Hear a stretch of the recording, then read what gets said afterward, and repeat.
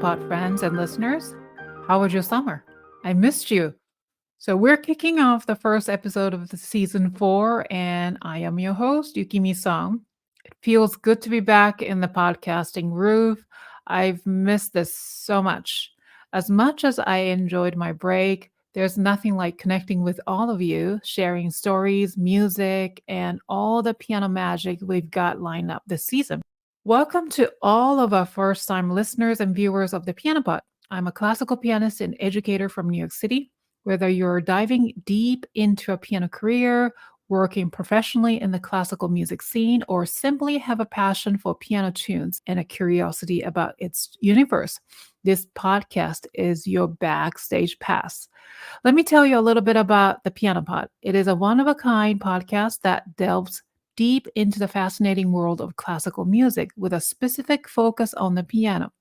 In a bi-weekly format, we engage in intriguing discussions with guests, breaking exciting new ground in the classical music industry. Our mission is to cultivate a vibrant community that champions fresh perspectives, ensuring that classical music remains alive and resonant in our ever-evolving world. Before getting started, I want to thank you, amazing TPP fans and faithful listeners, for tuning in today. Yay, it's season 4, thanks to you. Please rate and review the show on Apple Podcasts or any other podcasting platforms because every rating review will help people find my show. Kicking off season 4, I am thrilled to introduce Dr. Michael Kaykov, an American pianist of international acclaim.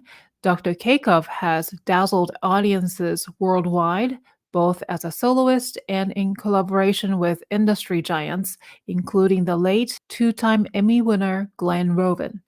Hailing from a lineage of musicians, Dr. Kaykov began his musical journey at the tender age of 6.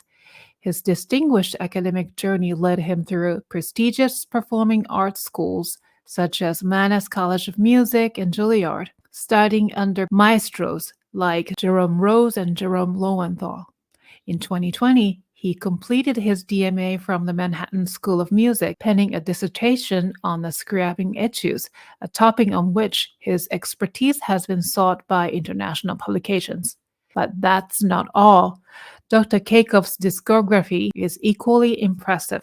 His third album, Unrivaled, received accolades from Fanfare magazine, celebrating his virtuosity and passion for music. Beyond the stage and studio, he is nurturing the future of music, imparting wisdom at institutions like Virtue Academy and the Church Music School of Music and Art. So, dear friends, here we are today to learn about Michael's incredible journey as a pianist, educator, recording artist, focusing on his research on Scriabin and music theory, as well as more practical subjects like how to manage one's career as a pianist. So please stay with me till the end of the episode, as our conversation will lead to a more philosophical discussion later. So let's begin the Piano Pod's first episode of the new season with a guest, Dr. Michael Kaykov. Please enjoy the show. You are listening to the Piano Pod, where we talk to the brightest minds in the industry about how they are bringing the piano into the 21st century. Welcome to the Piano Pod, Michael. Thank you. Such a pleasure to be here. Thank you so much for being here today. It means so much. It's such a pleasure to have you as actually the first guest of the new season. And I know we've been connected on the social media for quite some time, and you have been kind enough to liking my post. I guess that's how we keep in touch and stay connected with one another these days, right? Whether that is personal level or professional. So, actually your name has been in the guest wish list of mine since the get-go. Nice. Yeah. Yes. And I can't believe I didn't reach out to you till like really recently to be on my show. So I've been listening to your recordings, and also I read your scholarly, article about Scriabin's idea of tone color relations, and it's fascinating, interesting. And Michael, honestly, I learned so much from your writing, and this is the very reason I do what I do, which is podcasting, because I get to study about, each guest, but also their expertise and wealth of knowledge. We'll talk more about your recordings later in this interview. So Let's start with Scriabin, your research. Tell me about the article a little bit. Yes, well, I have several articles, and I think the one you're referring to is the one on his synesthesia and the mapping of colors to different keys. So, I mean, the gist of that article, first of all, that idea was presented to me by my thesis advisor, Dr. Green, who helped me get published. And he guided my whole dissertation. He thought, well, maybe you can do something a little bit more practical and actually get published with a, if you pick a sort of interesting enough topic. So he suggested that, and the article, basically the gist of it, is the latest consensus is Scriabin may not have had complete synesthesia, and the interesting thing is he may have been inspired by his conversations with Rimsky-Korsakov, and he came upon the idea of having like a really rigorous system where he would map different keys. And for Scriabin, he supposedly only felt that major keys may have a color, because as we know, if you look at the overtone series, the minor third doesn't come there until much higher in the overtone series. So it was only major keys and only a couple which he felt are concrete. And that being said, if you look at all the various archives, including that in the Scriabin Museum, he had several valid, complete schemes for colors, and they're all different. So basically, the latest consensus is he may not have had true synesthesia, and that it may have been just a way of trying to kind of formalize some of his instincts in that regard. So it's pretty fascinating. So it's kind of, the article title should be Scriabin's Synesthesia Debunked. Now and the other interesting thing is, if you look at true synesthesia, it may not be consistent across the spectrum. For example, how come all the keys are colors? How come one of them isn't a smell and another key is like some kind of unrelated sensation? If you look at the actual studies of synesthesia, it's usually a completely irrational response that's not in any way consistent. Interesting. Yeah. Wow. Yeah. So the whole this time I thought it was the synesthesia issue. So I thought he was in the one of those, neurodiverse spectrum or something. He may have been. I'm not saying it was completely an act, but like the way this started was really he was inspired by his conversations with Rimsky-Korsakov, and he did have a couple of keys that he agreed with Rimsky-Korsakov on in terms of like what they represent. I don't want to say anything off the top of my head. You have to like read all the different, because I might get misquoted. Right. You have to read the specifics because they vary across the different sources. Yeah. That being said, later on, for the Scriabin sort of final vision for that Mysterium project, it was supposed to encompass, some kind of dance, some kind of projection, some kind of visual aspect to it, including colors and even perfumes. So perfumes? Yes, like smell. That was all supposed to be part of his final kind of mysterium, which never materialized. So in a way, it doesn't really matter how complete his synesthesia was, because the way it inspired his craft. And furthermore, every single late period composition that we have of Scriabin was an offshoot of that. Scriabin felt like the massive Mysterium project is just too huge to materialize. So he took a lot of those ideas and he presented them in very compact forms, such as the sonata form, the prelude, the etude. But in the back of his mind, the end goal was this massive, Mysterium.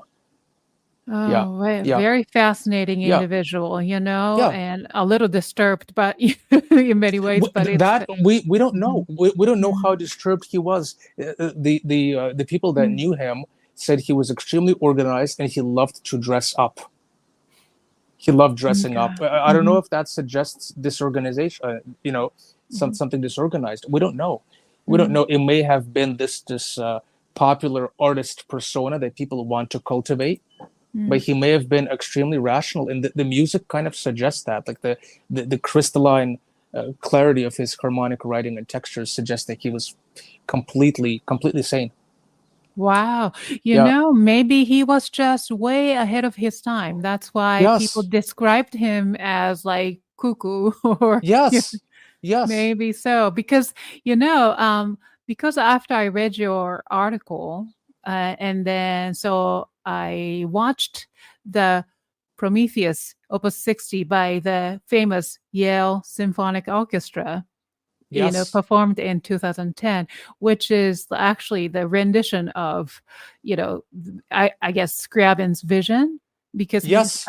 it was at that time when he wrote this piece, it was exactly 100 years ago, and he was not able to, technology was not obviously at that level of being Yes. able to visualize his vision. You know what I mean? Yes. They were not able to project colors in real time. Yeah. And Right, with right. the But I've seen that Yale performance, and they were trying to kind of recreate what some of the indications in his score. Again, we really don't know the specifics, but there's a couple of things that he did indicate in the first edition of the score regarding colors. Yeah.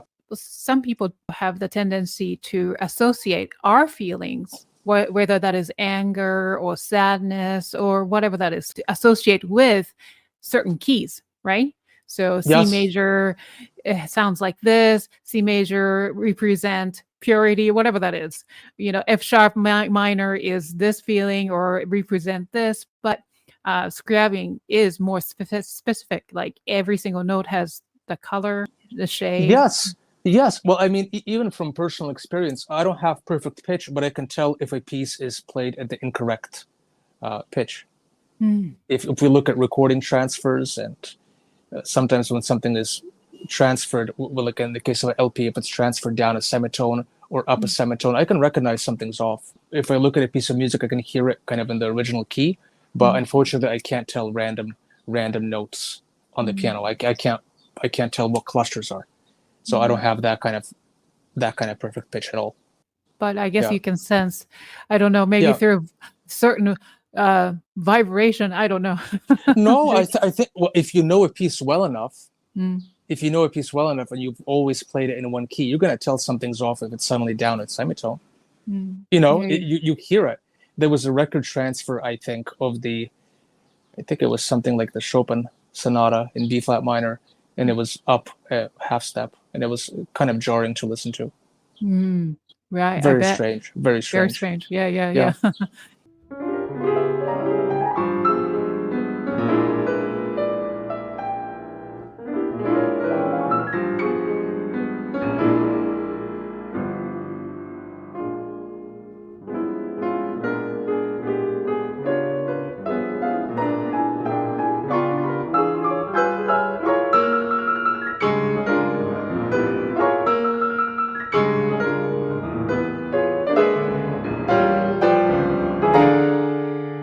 Let's really start from your beginning of your musical journey, Yeah. right? I'm curious. You are quite accomplished concert pianist, but there's always the beginning. So tell me about your upbringing. I know you grew up in a musical family, right? Yes, both of my parents are musicians. My mother is a concert pianist. Now she works as a pianist in New York City. She does a lot of ballet classes, vocal coaching, like really everything, Wow. everything except piano teaching. I'm the piano teaching artist in the family. But yeah, so I learned a ton from her, and that's my. It's not just my early training, but every program that I do, I play for her, and I, I get advice, and I know it's going to be completely unfiltered, and it's something that I can trust, because you need somebody when you publish a commercial album that's going to be listened to repeatedly. You can't unrelease it. You can't withdraw it from the market. So she's like one of the people that I completely trust to give her unfiltered opinion before I set it down. Absolutely, one of the highest trained professionals that I know. Wow. You're Yeah, lucky. Yeah. it's lucky, and it's also very tough. Obviously, it's very but tough. but that makes you a better pianist every day, each day, right? Sure, Sure. Yeah. And then so you went off to, first of all, started as a college at Manus and studied Yes. with Mr. Jerome Rose. And recently I interviewed someone who studied with Jerome Rose as well. So tell me about the training or the study with him. Well, under Jerome Rose, basically when it's not just the training, it's also just like life circumstances. So I got to Manus, and I remember Jerome Rose asked me. I brought in the Chopin Ballade. I brought the Chopin Ballade #1, and then I brought him a couple of excerpts, and he said, "Well, do you want to do the Chopin competition?" I said, "You know what? I want to do the Liszt competition," because they were happening at the same time. It was 2010, and he said, "Well, let's go for it." So I looked at the repertoire list, and I think the summer of I started preparing, but it took around 2 years, and I learned about 3.5 hours of Liszt piano works from scratch, including the Sonata in B minor and all of those things. And I wasn't a prodigy in any sense. I didn't have a big repertoire. When I auditioned for Juilliard and Manus for undergrad, that was the first time I actually had a complete recital program under my fingers. So to go from that to suddenly working on 3.5 hours or more of Liszt's music from scratch was like a massive, massive jump. So it's not just the studies with him, but it's also like the circumstances, because I just had to do it, and I had to learn all of that myself. And when I brought the pieces into him, they had to be memorized and in tempo and performance ready, and then he would give me feedback. So in a way, it's a kind of advanced it's a pretty advanced training. And if you look at even teaching artists like Lishatitsky or Anton Rubinstein, if you read Hoffman's memoirs, I mean, right, they would bring in these things already in tempo and kind of performance ready to the Right. master. You know, you're humble by saying, you know, oh, I'm not a child prodigy or anything, and Not at but all. Not at all. Late bloomer, if anything. Really, who else?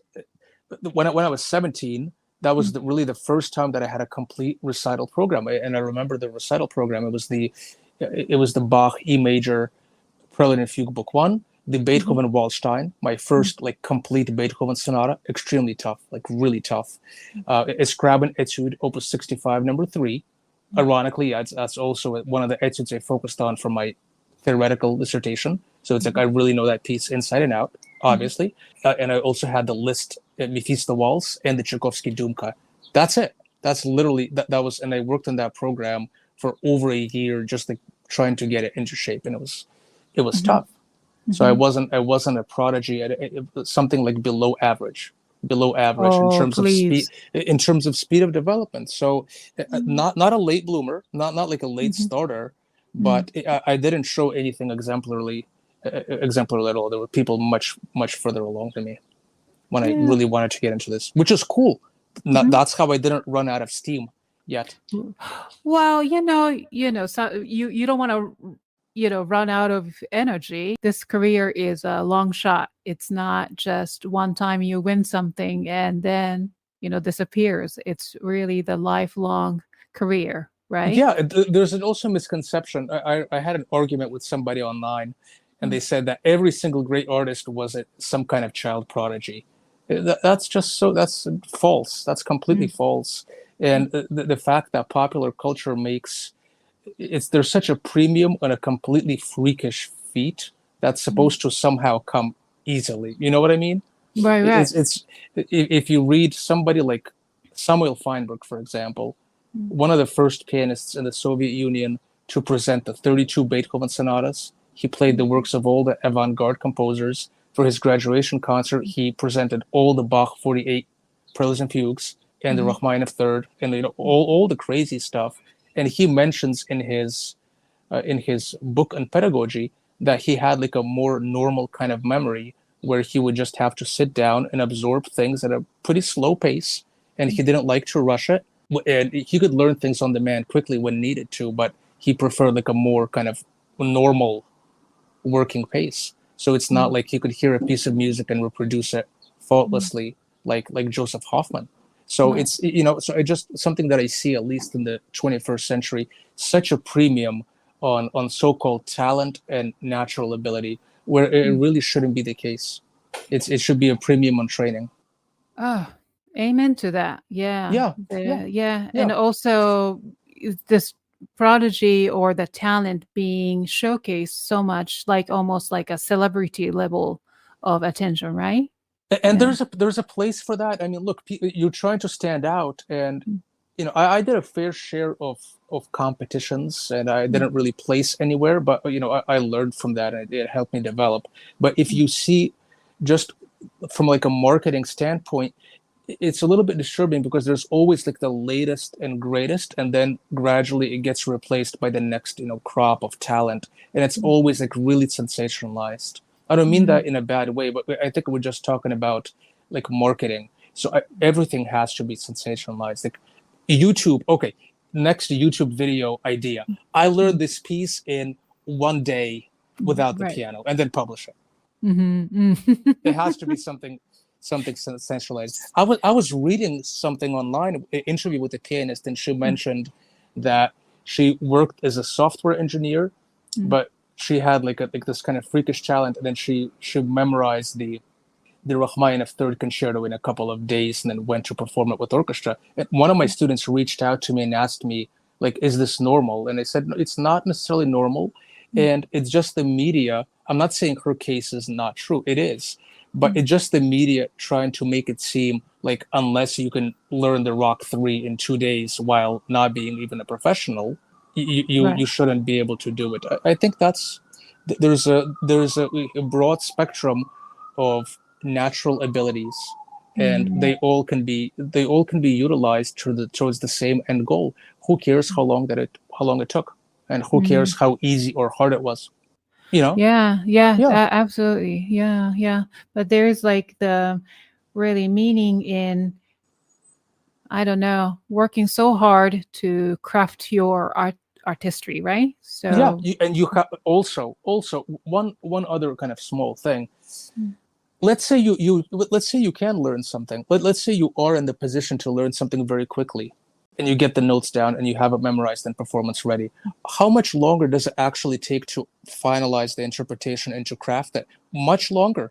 It's still going to be another 4, 6, 8 months, a year, on and off, and then you keep going. You come back to works again and again. Does it really matter? Because right. it's a masterwork that's going to stay with you your whole life, and you're gonna Mm, you're mm, gonna come back to it again and again. It mhm. doesn't matter. Yeah. Like in the case of the Liszt Sonata, I learned that in 2010. I put out my commercial recording of it in Wow. 2021. I could still Mm, come back to it and redo it and have other ideas about it. It can be better. It can be a lot worse. mm. Wow, you learned Yeah. the Liszt Sonata when you were 10. No, 2010. 2010. Okay, 2010. okay, okay. I was 20 something. That was when Mhm. I was preparing for the initial Liszt competition. Mhm. Mhm. Yeah, yeah, Okay. Yeah. yes, I know. So we're going to talk more about this, misunderstanding of our career later on. But yes, yeah, tell me more about your study with Mr. Jerome Lowenthal at Juilliard. He is a legend, yes. living He legend. is. Well, I was at Juilliard for only 2 years for my Mas- master's. Mhm. Yeah, and the general workflow was very similar. You would have to present something, and he didn't have a hard and fast rule about things being necessarily memorized and in tempo. There was some of my friends would tell me they could just bring in the stuff from the score and not prepare it at all, and read it in the lesson. But it's Jerome Lowenthal knew when that was the case. Just if you think your teacher doesn't know that you're taking the easy way out, don't lie to yourself. How are you going to come into a lesson with reading Chopin nocturnes from the score, preparing it like 1 hour before? If you Yeah, can get away with it doesn't mean that you're getting the most value out of your lesson.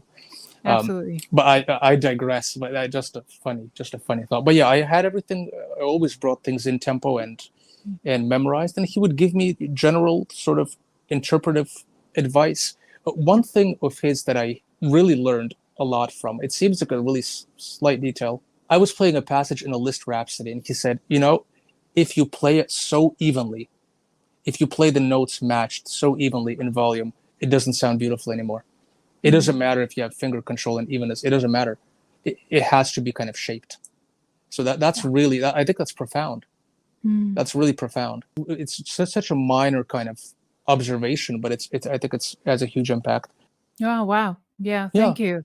So then, but you afterwards, did you go directly to Manhattan School to finish Yes. your okay? And Yes, then I did you everything in a row. It's like this mad rush where at the end Mhm, of the degree program, you would kind of audition mhm, for the next one. My parents were actually kind of puzzled by that because when they went to school in the Soviet Union, you would finish your degree program, and then mhm, that summer, I think you would audition for the next one. It's so weird that you're in March, you're mhm, already in. Sometimes, no, in the case of pre-screening, you are in the September, October area of mhm, your last year of school, yet you're auditioning for something else. Isn't that kind of mm, weird?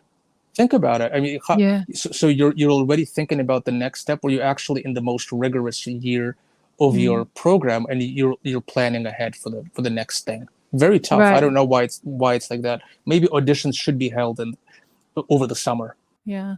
But you did finish Manhattan School of Music and then Yes. got your DMA, correct? So Yes. before continuing this fun episode with Dr. Michael Kaykov, let's take a moment to hear from our valued sponsor, Newzik app, whose generous support helps make this podcast possible. Introducing Newzik. Ever heard of it? If carrying heavy sheet music binders drains your energy, this app is your solution. On iPad, iPhone, and web, Newzik is a sheet music reader that will revolutionize your music life by creating a tidy library, no more mess. Newzik has enchanted 400,000 professional musicians worldwide. With its collaborative features, musicians can share their scores and annotations in real time. Newzik is also the best companion for amateur musicians. Newzik created its AI to help musicians of all levels in their daily practice. Get a 1-month free trial using the code PianoPod23 exclusively for the PianoPod listeners. Claim your free month with Newzik today. So you studied with all these famous, amazing music schools in the world. After graduating, was your career red carpet ready and everybody is just cheering you and waiting for you to have this big concert career? I bet it was, Not huh? at all. Not at all. So okay. So Really? What yeah, it's happened? well. First of all, the if you look at the DMA program, it's 2 years of coursework. Then it's something called ABD, all but dissertation. So at that point, you can kind of hang around. I was very fortunate that at my third year of doctoral studies, I was able to extend my kind of teaching duties Mm, there. So all the way up until 2020, when the mm, pandemic hit, I was teaching some of those keyboard skills classes at the Manhattan School of Music. Very little, just a couple of hours a week, sometimes less, mhm, like a symbolic amount, if any. But all that time, I was teaching and building the experience, working with like a variety of students every single year, which mm, is awesome. That's really I think that was the real value, to get a workflow for adult learning, for college education.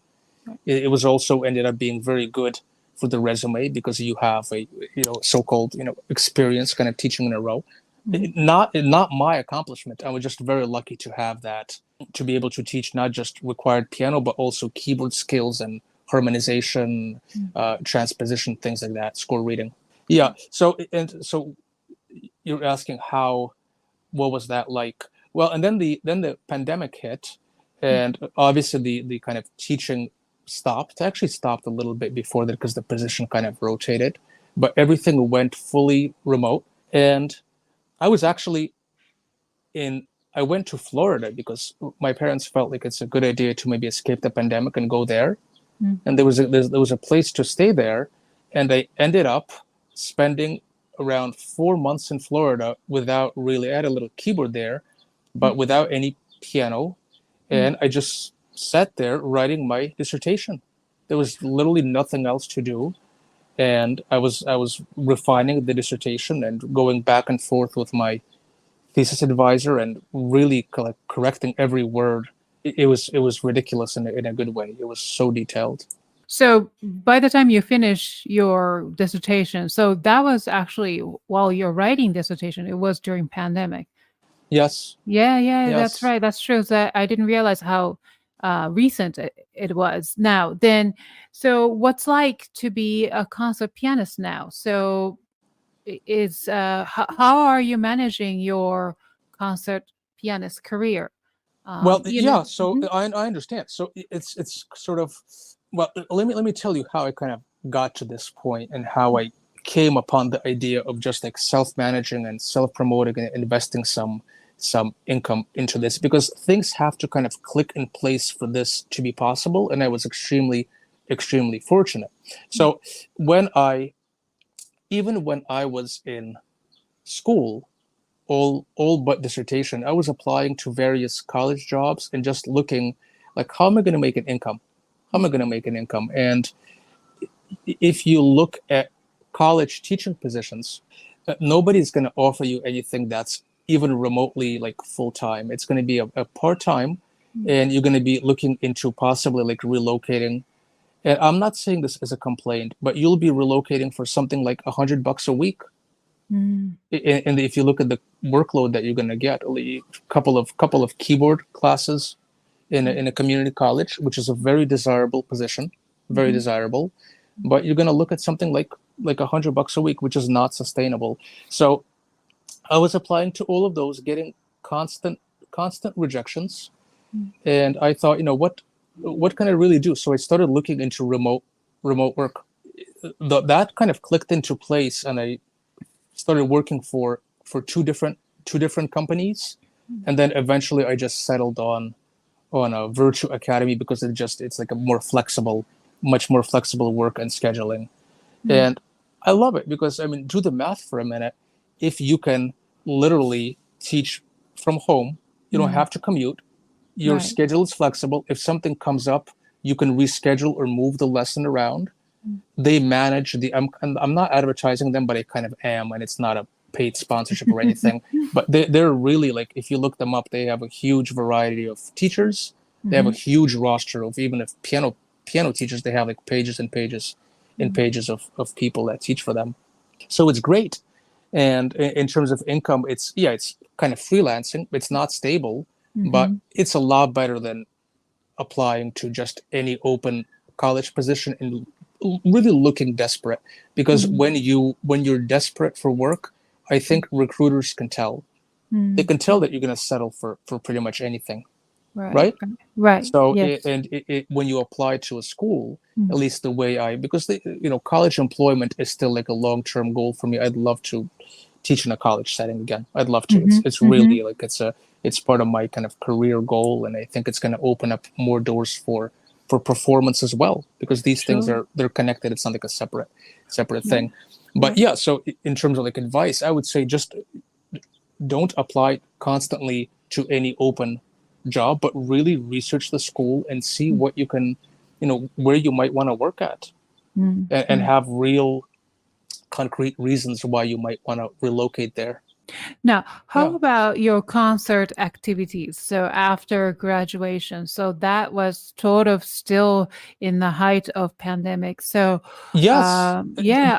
almost non-existent. Mm, And my friend Jeremy Jordan, also a Juilliard mhm, graduate, we mm, kind of connected, ironically, like during the pandemic. mhm, He was also on the faculty of the Harlem School of the Arts, and I kind of remember him in passing from Juilliard, but we never really kind of connected until after graduation. Very weird, but just the Juilliard life in a nutshell. You don't really know anybody. He had this little concert series right in his house mm, where he would do streams. So I thought, why not just go over there and stream a lot of the repertoire that I was going to record. So I did multiple streams for him, and that mm. was basically my concert activities that year during the pandemic. And right now I'm kind of pivoting Mm. towards just renting out venues and looking at advertising and managing this myself. And it's awesome. Yeah. Wow, you're Yeah. managing all these, your concerts by yourself. Well, but by all, I mean, I'm starting out with just this one in September, but it's the Mhm, first one that is completely self-funded, that is mm, nonprofit. It's mhm, completely free for admissions, and I'm mhm. not looking to make any money from it. It's Wow. literally just to kind of it's not even that big of a financial hit if you look at the tax write-off that it's a potential tax write-off for this. So it just, I think that's also like a valid goal if you're looking at this, because there's people that are concerned about it. They're wondering, how can I make an income from this right away? And if you're looking at doing too many things at once, you're going to be deeply unhappy. You're going to be deeply unhappy. You have to pick one. If you're looking at consistent profits, or are you looking at artistic development and playing how you want, what you want, So just, I would just say, like, if people looking to get into this, like, just go for it. Find an affordable venue, Clever House in New York, very affordable. Rent it, advertise it, go from there. That's there's nothing more to it than that. And preferably with live streaming, you can build up an audience or a small team of people that are going to support you no matter what. Right. Yeah. And so tell me about this concert. So unfortunately, this episode will come out after this concert at the clubhouse that's in Hell's Kitchen area of New York City, correct? Well, yes. it's gonna be streamed and archived somewhere, so it's not that much of a big wonderful. deal. Yeah. Yes. Well, I will try to be there in person. So I'm very Nice. excited about that. It's going to be on September 2nd at 5 p.m. So tell me about the concert. It's going to be, I think, the all Franz Liszt pieces, right? Yes, it's a all Franz Liszt program, and I pitched this program to one of the record labels that I work with, Odradek Records. It's kind of, I want to sidetrack here, because when I did my first All-Liszt album, I just released it on Bandcamp and Spotify. It was like a totally self-published. You literally just go to a studio, they give you the recorded masters, they give you the video. I edited everything myself. And it was like a very affordable, very low budget thing, but the sound quality was great. So I used that, and I found this record label, Odradek, which was special because they take submissions, and these submissions are judged by a team of people who are actually already recording artists for Odradek. So right now, I actually judge some of the stuff that comes in, and it's all done completely anonymously. So I sent them the materials from my first self-published Liszt album, and they approved this second release that I kind of done through them. So this upcoming thing is going to be my third All-Liszt album, but it's only my second commercial album with Odradek. The program was picked, first of all, because these works are really underrepresented. They're easier to pitch. Nobody's going to, you need a very good reason if you want to record, Chopin 24 Preludes, Second Sonata, and Third Sonata, things that have been recorded 100 times every year. I'm not saying that in a bad way. Just it's a little bit less unique just from the fact that it's been done so many times, versus something like this where there's only a handful of commercial recordings available. So it got accepted. The proposal got accepted, like through an anonymous kind of judgment thing, and I'm fortunate to do it. Yeah. Wow, that's great. Yeah. So tell me the list of pieces that you'll be recording and also performing at the concert as well, because are they the same pieces? They're the same. Right? They're exactly the same, Tell me. and probably in the same order. As you know, what you play live in one sitting it might be better to order it a little bit differently than on an album, where the first track has to like completely grab you, because you assume that the listener may not make it past the first track. I don't mean that like in a demeaning way. It's a very different listening to something at home on a kind of a passive. Right. Absolutely. It's a different medium. It's a different medium entirely. Absolutely. So the ordering on the album is going to be different. But for the recital, I'm going to start out with the Handel Liszt Sarabande and Chacon transcription, which is rare, very rare. One of his last compositions in that kind of style. So that's the first one. Then I have the impromptu in F sharp major, very beautiful late work. It's well known. Vladimir Horowitz recorded it way back in the 1985, I believe. 1985, yeah. Then I have the toccata, which is a rare piece, and there's a couple of add-ons to it that Liszt he revised it towards the end of his life. It's unclear when it was composed, but probably in the 1870s, so the last decade of his life. And then the very last Hungarian Rhapsody, the Rhapsody number 19. Wow, that's awesome. Yes, I that's the love that first piece. half. It's Mhm, great. mhm. The funny thing about that piece, it's a transcription. It's actually a transcription, so it's based on motives by other Hungarian composers. We can't Wow. really find the originals, but it's not like it's not original material. It's really a transcription, and Mm, that's kind of the first half. Second mhm, half is the Chartish Macabre. Again, mhm, one of those like extremely virtuosic pieces that he wrote mhm, towards the end of his mhm, life. When people think late Liszt, they may not associate it with like mhm, extreme piano feats, but that mhm, piece is pretty extreme, full of tremolos and like all sorts of things. Very tough, very tough. It's sort of like the late Liszt equivalent of the Grand Galop Chromatique, mhm, I would say. It's something like that. So Chartisch Macabre, then I will do the Trauer Vorspiel und Trauer March. So it's a late composition. Very mhm, interesting. I wasn't really aware of it before I kind of picked it. It's pretty awesome. And I have the Mephisto Polka in the third mhm. Mephisto Waltz.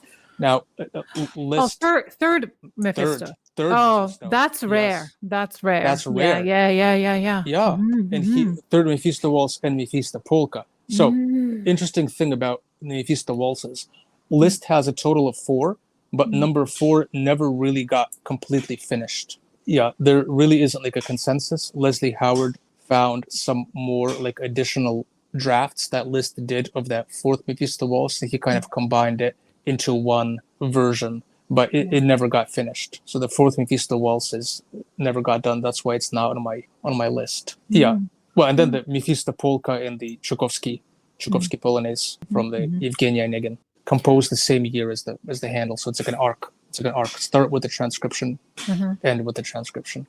Wow, Yeah. that's gonna be amazing. I can't wait to actually hear you perform all these pieces live on September 2nd. And then also the album will be probably available sometime next year, you said? Yeah, it'll Mhm, be done before the end of the year. It will be mhm, recorded definitely before the end of the year. I have the recording sessions mhm, booked and planned.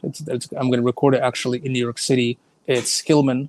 Skillman Music Oh, in yes. Brooklyn. In Yeah, Brooklyn. Yes, yes, yes, yeah, yes. which is a Yes, that's well-known studio, probably the most affordable solution right now. That's still going to give you a very good sound that's obviously worthy of a commercial mm. release. I like doing these things under a reasonable budget.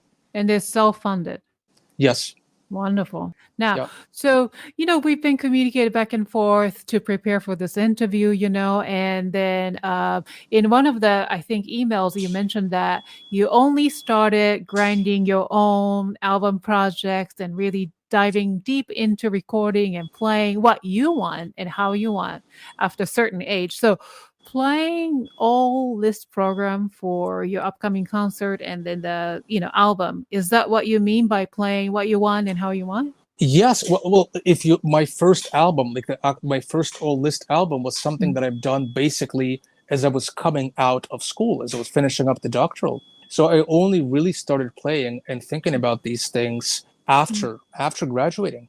I mm, think the school mentality and the idea that you're gonna pick a sort of well-known selection mm, that everybody plays and you're going to present those for a competition and hopefully win and get a management, that may not be like the most you can try that, but it mm, may not be the best kind of path. You also have to do something on the side where you have to think about things like, is this kind of rare enough? Is it going to contribute something to a label? Like, can I get somebody on board with this sort of repertoire? And why am I playing it? Why mm, am I, if you pick something like Chopin four scherzos that I did last year, why would you play those? I did it, but why would you do it? Artur Rubinstein recorded all four scherzos in mm. 1932. Right now it's 2023. I mean, you know, Right. Yeah. why? You Mm, have to answer that if you're going to mm. work on something really standard. Yeah, absolutely. Yeah.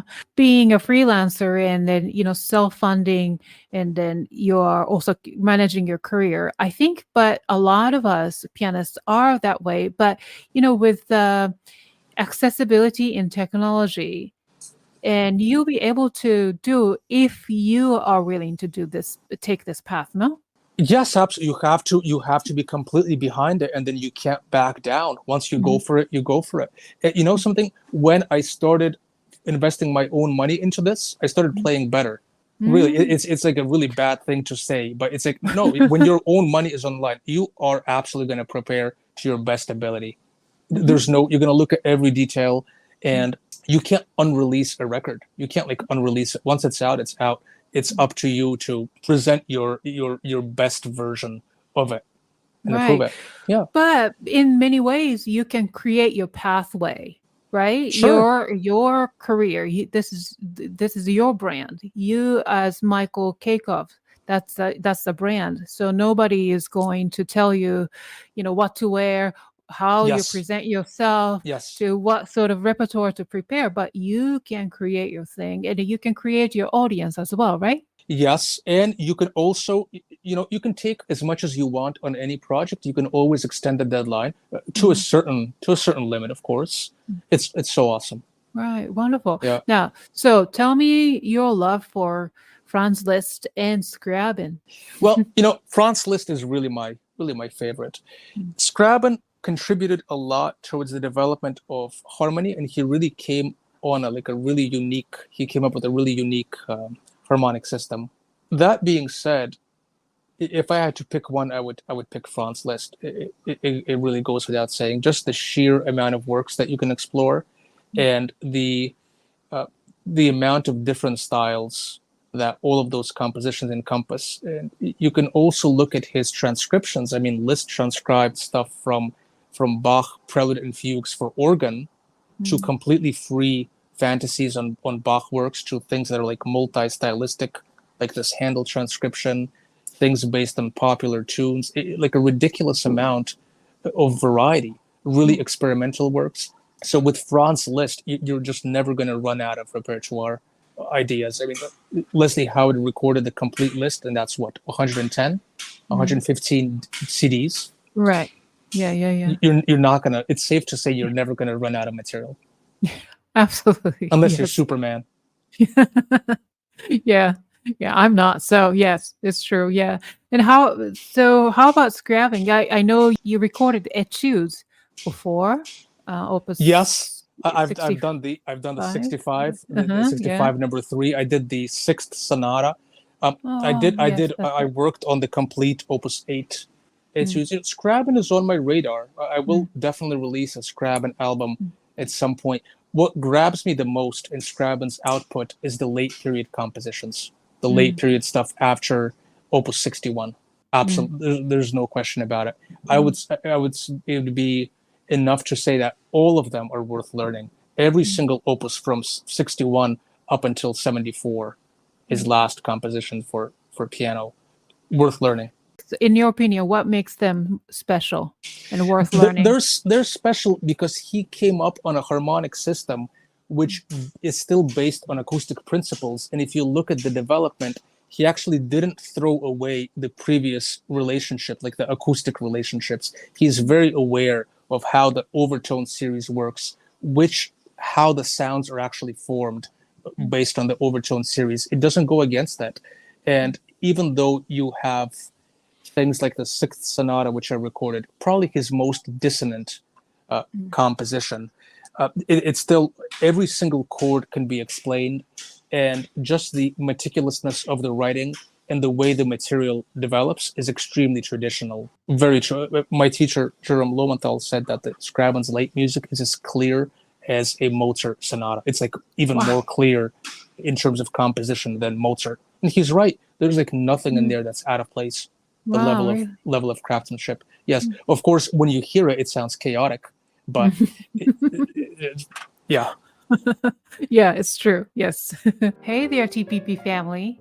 The Piano Pod is now into our fourth season, and it's all thanks to you. Since 2020, you've been with my journey with the TPP, exploring this burning question: how do we make classical music resonate with today's audience in fresh and captivating ways? 4 years in, and the journey has been nothing short of magical. The Piano Pod isn't just a podcast, it's a movement, a space where pianists, composers, and educators brainstorm, debate, and reimagine classical music's place in our fast paced world. We're together on a mission to ensure classical music doesn't just survive, but thrives in our modern age. But here's the thing: to keep bringing you these insightful bi-weekly episodes. I need your help. Every bit of support goes into the podcast essentials, from hosting to high-quality recording tech and the countless hours behind the scenes. So do you want to be part of this journey? Click the PayPal link in the show notes or head to thepianopod.com to donate. And as a token of appreciation, I will personally mail you the Pianopod's snazzy logo sticker.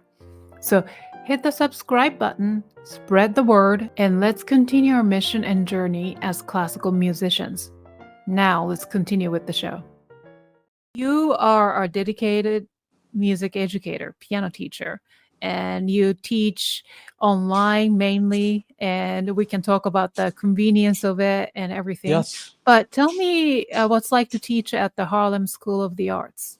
Well, at the Harlem School of the Arts, I currently have one student who has been with me for many, many years. She started with me when she was 3 years old. Oh my goodness. It was really kind of, probably for a lot of people, they would say it's too early, but we kind of stuck with it. And we really worked hard with her.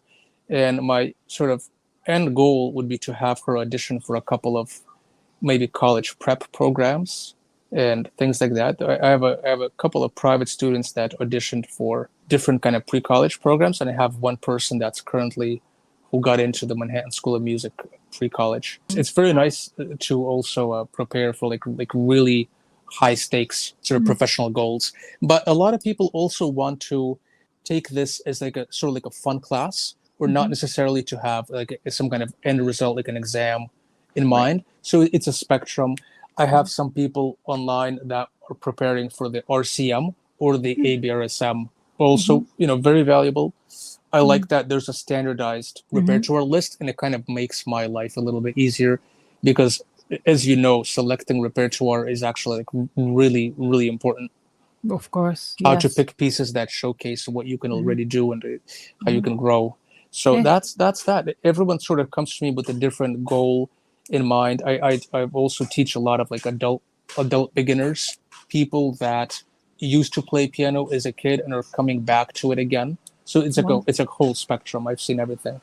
Great. And then so you only have one student at Harlem School. Currently, yes. Right. Then most of the students are through online. Yes.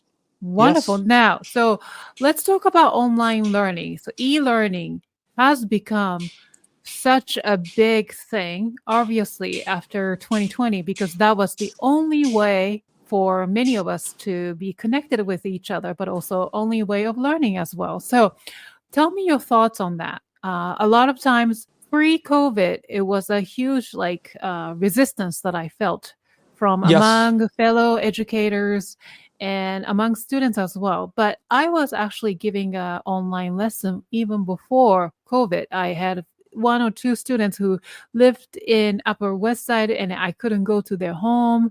So the only way was through actually FaceTime before Zoom, because I did not know the existence of Zoom before COVID, honestly. Yes. So tell me your thoughts on online lessons, e-learning. Online lessons and their success a lot of the time is dependent on the weakest link, the internet connection on both sides, and the kind of basic equipment people are willing to kind of invest in, either some kind of keyboard with preferably 88 keys or an acoustic instrument. So occasionally I make people go and purchase a microphone, like a standalone thing that's going to kind of circumvent the Zoom compression. Something like this. Yes. If people can't afford it, I can take a financial hit on the first lesson and just buy this thing for them, just to ensure that the lessons aren't a waste of money, and I can hear them and they can hear me. Seems like a really basic thing, but it really isn't, because it does take a little bit of special equipment to make it feasible. Otherwise, they cannot really. If there's too much of a lag in the internet connection, it's also not a good value. You can't really teach. Absolutely. Yes. Now it's online isn't ideal for complete beginners as well. I have those, but it's less than ideal. And I think people that go into it, they know it might not be the best thing, but it can work with enough dedication. It can work. But the best results online that I found were people that already had some lessons prior, and they already have like very clear goals.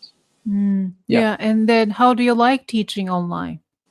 I love the convenience of it. Mhm. I love working with people who are already come to me with a kind of a motivation, because Mhm. if you're seeking these lessons out online, it's pretty clear that you're kind of interested. You're not passively signed up for some kind of program. You're just going through the motions. So it's Yeah. very, very, very nice. I've had people reach out because they do have an in-person teacher, but they want a second opinion as they Mhm. prepare for an exam. I've had Mhm. college students reach out to me also that are enrolled in some program, but they want like an extra lesson role, so like a second opinion, or just Mhm. even to play through some pieces and see what I say about it. So it's pretty Oh, cool. yeah, Yeah, that's a great way to do that, using online. Makes sense. Yes, yes, yeah, definitely.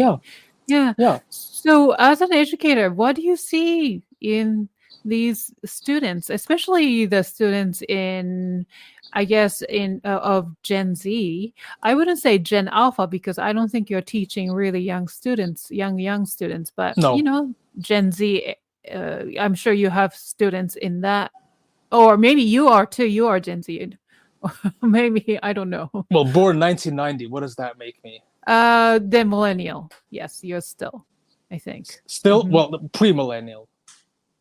Yeah, but the era is called millennial Oh, that generation. sucks. Okay, Yes. well, oh, I'm millennial. Oh my God, Uh-huh. I'm Yeah. having an existential Uh, crisis right now. It's no, no, okay. no, no, no, no. It's called Gen Y. You're in Gen Y. So Oh, Gen Gen Z is Y. like, Okay, yeah, Gen Z is the, I think the age under 23 or something. okay. Yeah. So anyway, what do you see in students of that generation? It varies. Well, people are much better suited to using technology. They're Mhm. quite fast with it. A lot of people already had to go through a lot of the schooling online just because of the COVID thing. I mean, they had to attend regular school Mm, online. A mm, lot of university students had to have online college lessons even for their major. We're mm, talking about like all the big schools, even Juilliard, even people like in the dance program there, they have like online dance classes just through Zoom. So I feel like those students are already kind of well adapted to this. mm, It definitely needs like you need a certain level of tech savviness, and working online requires greater concentration on the part of a student, because you can only communicate these ideas. You can't like directly show it at the keyboard. You mm, know, it's more advanced. It's difficult. It's more mm, difficult, of course. You're not gonna argue otherwise. But it allows for consistency of lessons. It mm, allows for flexibility in scheduling, mm. and it can give you a decent result. What kind of skills are required or demanded as musicians of young generation? You're young as well. So, that skills that you didn't necessarily learn from all the schooling you went through. You know what I mean? Yes, I wouldn't say it's a skill. I think it's a mindset. I Mm, think it's a mindset. At some point, you have to really think, how do I want to play this composition? Or, what do I want to play, and why am I picking it? And something, even as I am playing this repertoire, there's spots in the 19th Hungarian Rhapsody mm, where I've always felt strongly when I listen to recordings of it that it might need like a cadenza, or it might need like an embellishment on the repeat. And I went ahead and I composed a couple of inserts very mm, carefully so they don't sound intrusive. mm, But I make tiny changes in the score. These are things that are really not encouraged in school.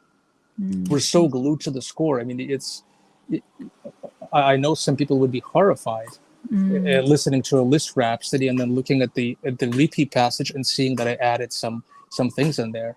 mm, But ideally, it has to be done very sparingly, mm, very sparingly. It has to sound organic. It's mm, a matter of taste. But at least I think when you get to the point where you can play what you want and how you want, I think that's already a win. mm, That's a win. mm, Think about it for a minute. Early training is based on restriction, what not to do, and you mm, also learn by imitation. And that's a very good thing up to a certain point. When you're finally given a completely free pass to do whatever you want, what are you going to do? You know? Yeah, that's true. That's an interesting, when you get to that point, that's pretty interesting. Yeah. What are you going to pick? How are you going to play it? And why? That's a very different perspective, right? From Yes. And I've only been thinking about it recently, relatively recently. Yeah. That's a very important question to ask. Yes. It is. And you have to come to this. For a certain period of time, I was collecting old recordings and listening to all the recorded output of like Rachmaninoff, Friedman, Gadowski, Horowitz, like everybody. I have all the collections on my hard drive. I hardly listen to the stuff anymore, but I'm kind of aware of what the pianists of the past sounded like. And it was just an era of extreme freedom, really strong individuality. I mean, look at Alfred Cortot. Everyone, all different, all so different. And is that something that you should absolutely you should cultivate. You should cultivate. It goes without saying. Otherwise, why are you recording it if you can't bring something new to it? And I don't mean something new in a completely tacky, contrived way. But if you're not going to present something new or have your own ideas about it, why not just put a recording of Rachmaninoff on? Even something like the Rachmaninoff Third Concerto, which I haven't done. I have a wonderful recording of Rachmaninoff himself playing it in 1939.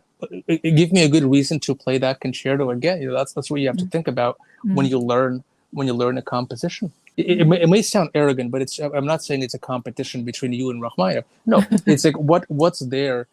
What do you have extra to say, and why are you picking it? And do you think that you can present something that's like unique enough when you select something?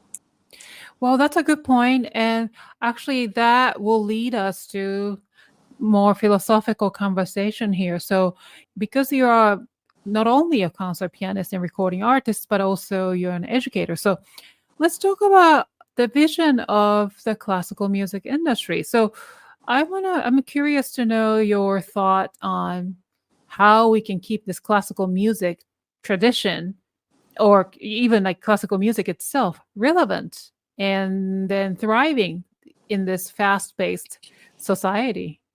It's still relevant. The markets of it have changed, but it's as relevant as it always has been. There's massive audiences online. You have to just find a niche. You have to find something that's like unique to you, and I think there will be an audience for that.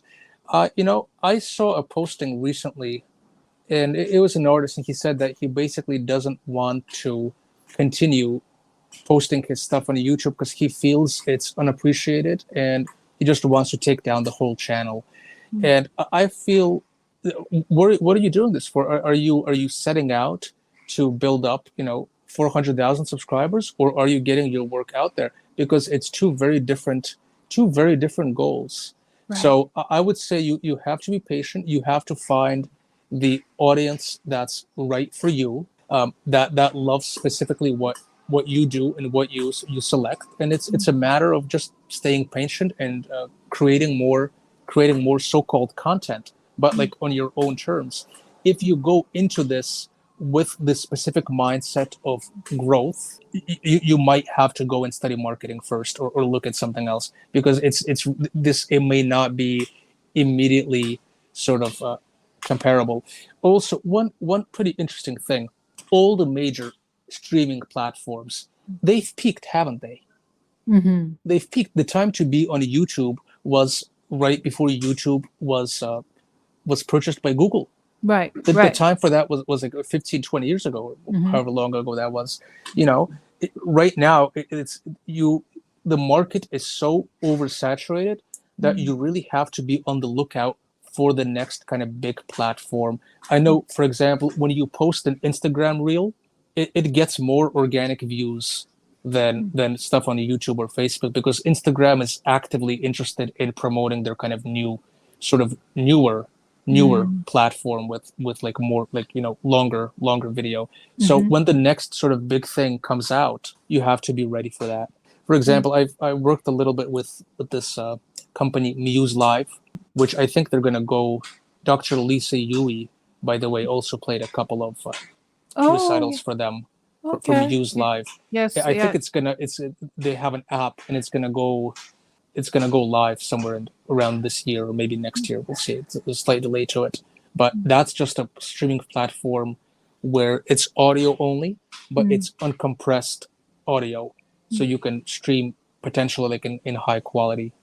Oh, wonderful. Then what is your thought on our responsibility or duty, or you may say gift as classical musicians to society at large? That's a Musicians. that's a very good question. Mm, I would say our duty in classical music isn't to cheapen the content so mhm, that it's readily available for mass consumption. I think that's an error. If you think that you can get more views by doing a certain thing that your heart isn't really in it, and it's all just like marketing, and I think you know what I mean when you kind of posting certain things that are there just for the views. I think people have to sort of reconsider really what is classical music. It's really come to the point where you might not want progress. You just want to do it. Let's do it well again. Let's do it well again. I mean, if you look at the past 100 years.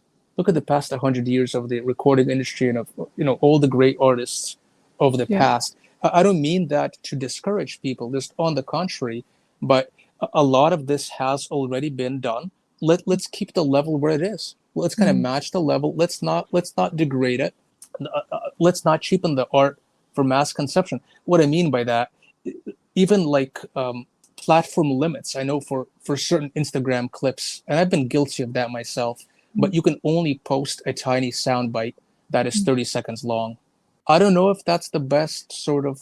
I don't know if that's the best medium for the mm. art. Is a Chopin scherzo all about the coda, the last 30 seconds? I don't know. Yeah. Hmm. Is the Yeah. Liszt sonata? You just gonna post the octaves, just the Mm, octaves, all the climax section. That's all the people are gonna hear. mm, I'm not so sure. So it's a question of media. mm. Also, what mindset are you when you're on social media and looking for so-called content to watch, kind of scrolling by? Are you going to listen to a late list masterwork when you can't completely focus on it, or it's like a Mm. background music? I don't think so. I Right. don't think so. Mm. So it's a question of kind of redefining what these platforms are for. I Well don't mean said. that. I don't mean that in a pessimistic way. Right. Yeah. Totally, I understand that. Why do you think it matters to each one of us at one point to explore and examine our sense of purpose or mission as performing artists and music educators? Well, I think we have to think about that anytime. I think just with rigorous schooling, Mm, with staying in a more kind of confined thing where you have a thousand things going on, mm, your number one concern is when I graduate, am I going to find a job? Am I wrong? mhm. That's really that kind of weighs you down, and it completely it may crush some of your creative instincts, right? Right. Let's say your main goal from recording is to make a profit. It's not going to happen if you look at streaming, what streaming pays, and if you look at like the various platforms. I mean, it's not even close to minimum wage. Mm, Of course, there's things like Bandcamp where you can sell like a physical product or people can donate, and these things are actually changing already. But mm, in the case of the most popular one, like Apple Music mm. and Spotify, Right. it's safe to say that the streaming income that you make from that will not cover your production costs. Mhm, These things have changed. mhm, Changed very rapidly. You went from CDs, physical CDs, being relatively profitable in the mm, 90s when record labels were actively looking to duplicate the catalogs previously available mm, in LP. mhm, Right there was a mad rush to get the stuff documented. That's when companies like Philips, Sony, and others would actually pay a very decent amount of money and royalties for that. Right mm, now, I don't know. Right now, I think the for the recording, it's going to go in a library somewhere.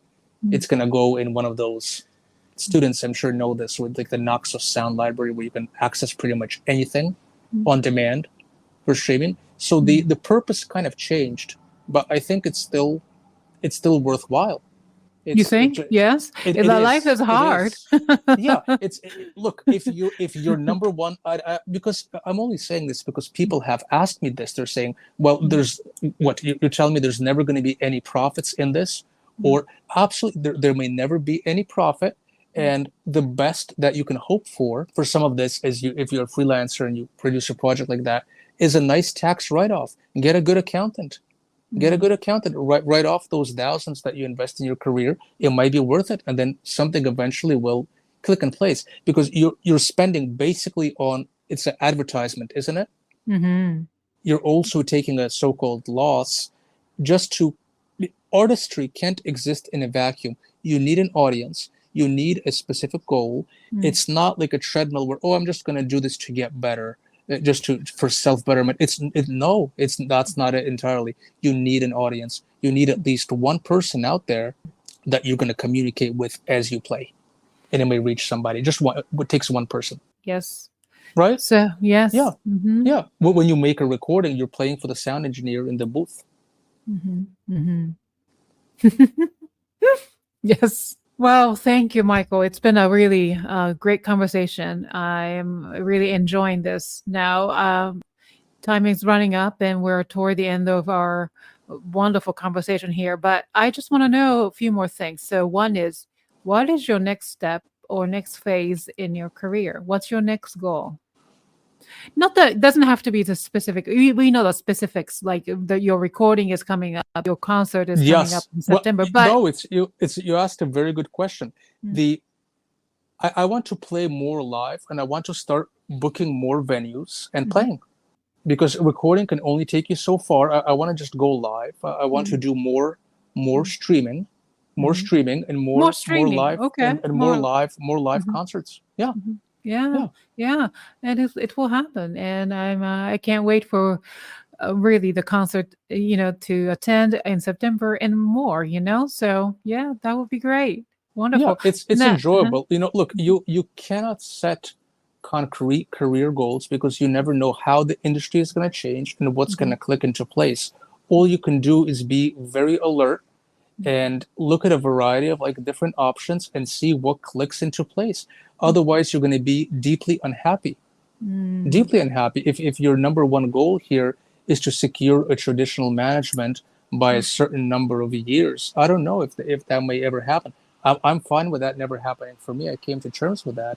But in music school, everybody's sort of grinding the same thing. They're either doing, competition after competition, hoping to secure a traditional management, which is going to last only a couple of years anyway, with in most cases 3 or 4 years if you win something. And then they kind of grind these degrees, and then you hope to secure like a college position by a certain amount of time, after which people have told me, if you don't secure a college professorship like an X number of years after graduation, you may not be hireable. I'm fine with that. Yeah, but honestly, I'm completely fine with that. It's not true though. It's not true though. And it's not entirely true. But you can't set like artificial deadlines for yourself like that, and you can't just start doing the same thing, getting into a mode where you're doing the same thing over and over and hoping something's going to finally click into place. That's a definition of insanity. Yeah. But you know what? Unknown makes us thrive. Yeah. It's hard, but the unknown makes us who we are as artists. That's why our industry, this performing arts industry, is so interesting, and you can really push so hard, so far, right? Because of the unknown that you're pursuing, right? Yeah. Yes. So your only enemy is what's like inside your mind, like the limitations that you create for yourself. You think it can be done. Actually, it probably can. Just do it. Just do it. Just go for it right now. Yeah. Before we go, I want to promote. So I know the concert is coming up on September 2nd, but this show comes up on the 5th. So unfortunately, it won't be much of a promotion. But for listeners, if you're listening and who are interested in learning more about Michael, please go to Michael Kaykov, piano.com. And also he will have the next All-Liszt album coming out in sometime next year, early next year, 2024. So please on the lookout for his recording on any music streaming services, I guess, right? Yes, yes, Mhm. and Wonderful. Bandcamp and others. Yes. Okay, great.